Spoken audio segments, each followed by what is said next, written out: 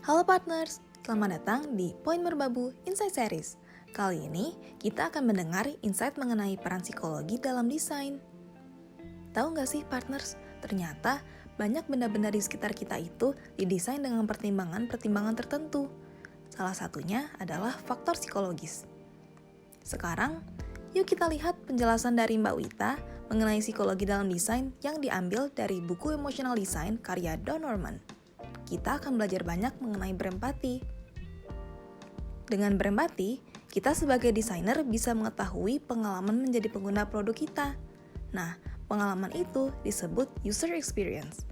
Nah, apa sebenarnya user experience itu? Intinya itu adalah mementingkan pengalaman gitu ya, penghayatan gitu. So it's not about the object, but about the experience to the object gitu. Jadi kalau kayak kita pakai yang pasti paling dekat sih pakai handphone gitu ya. Bukan soal handphonenya, tapi bagaimana relasi kita, pengalaman kita, penghayatan kita ketika kita berinteraksi dengan handphone kita. Jadi, sangat penting untuk mempertimbangkan pengalaman dari pengguna dalam mendesain. Untuk mendesain produk yang baik, kita perlu mempertimbangkan dua komponen. Kira-kira apa aja sih komponen tersebut? Nah, di sini dia bilang both affect and cognition are information processing system, but they have different functions.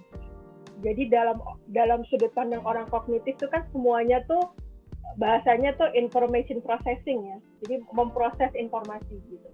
Nah, baik jalur afek maupun jalur kognisi itu tuh sebenarnya dua-duanya sedang mengolah informasi, cuma fungsinya beda.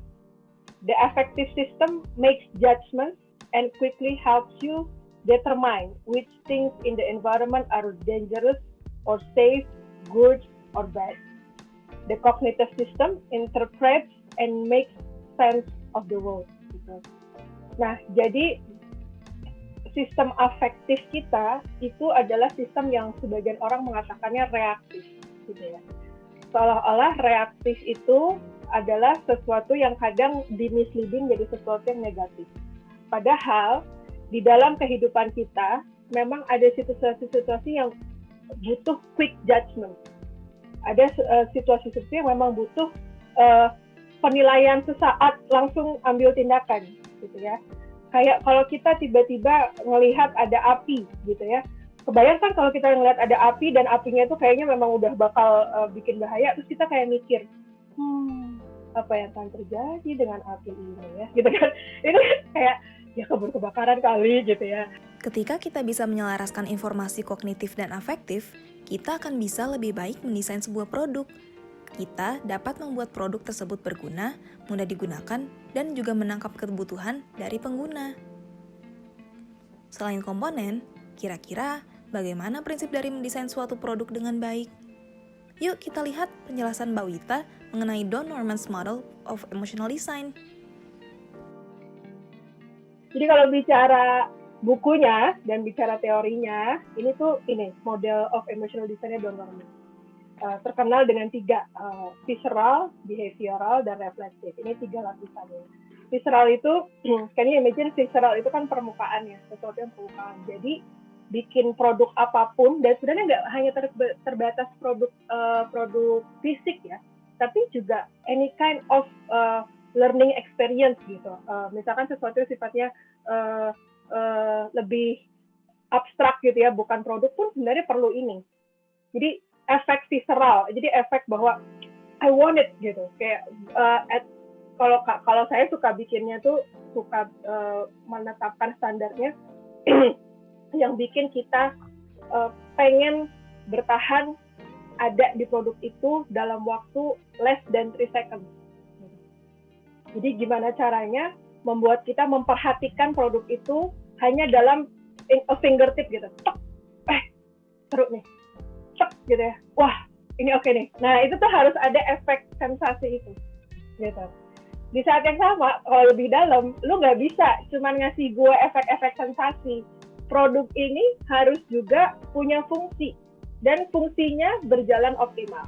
Jadi behavioralnya, I master it-nya itu berjalan optimal gitu loh. Jadi kalau dia ternyata cuma kelihatan bagus tapi kemudian nggak berfungsi, bisa jadi lebih rendah nilainya dibanding dengan kalau yang berfungsi dan juga punya efek secara estetika tuh terlihat dan terdengar indah gitu ya. Nah, terakhir itu reflektif. Reflektif tuh tadi, semua yang tadi kita gali teman-teman, pengalaman teman-teman itu tuh adalah reflektif. Bagaimana kita dengan produk-produk yang ada di sekitar kita tuh sebenarnya punya hubungan yang reflektif gitu. Bahwa ternyata si produk itu membawa kita pada banyak banget serangkaian pengalaman yang itu kalau direfleksikan sangat-sangat berarti bagi diri kita gitu.